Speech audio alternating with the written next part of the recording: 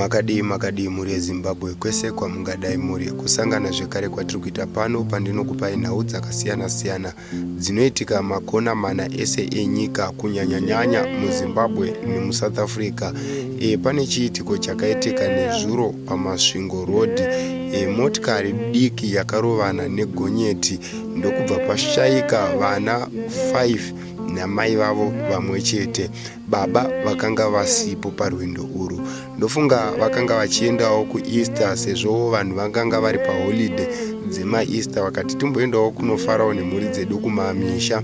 Zvisinei, Mwari akaita kutonga kwake ndokusanganiswa motikari diki yakasanganiswa negonyeti, hapana akabuda. Vanhu vazhinji vari kunetsa kuda kuziva kuti baba vakanga varipo here, vashaikawo here muchiitiko ichi. Aiwa, baba vakanga vasipo, ndimai nevana vavo 5. Zvakaoma, tiri kurwadziwa senyika, zviri kutirwadza.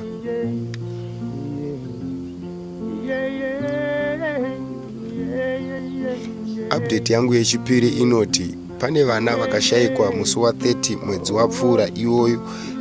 Vachinzi vakanga varasika ndokutsvakwa ndokushayikwa kwemazuva akati kubva musi wa30 kuti musi wa31, 1, 2 ndokuzowanikwa nezuro musi wa2. Vana ava vanonzi vakawanikwa vakazvimba matumbu uye vachiratidza kupera simba, vachibvunda nekudedera, vachiti kwavakanga vari vainge vachidhonzwa ropa nemachubhu aya anoshandiswa muzvipatara kudhonzesa vanhu ropa. Havana kuziva kuti aivaita izvi ndiani uye vakanga vari kupi kwazvaiitikira. Vana ava vanoratidza kuti vakakidnepwa ndokuendwa navo vakanodhonzwa ropa vachifidwa chikafu zviri overdose kuti vaite ropa rakawanda rikwanise kudhonzwa.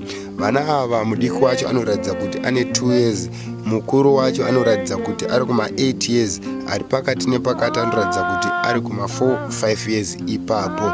Hama zvinorwadza, chengetedzai vana kwese kwamungadai muri. Senguva ino yatiri inguva yakaoma, masatanist akazara, ndonguva yavanotarisira kudeura ropa nekutora ropa. Zvinhu zvakaoma zvinorwadza.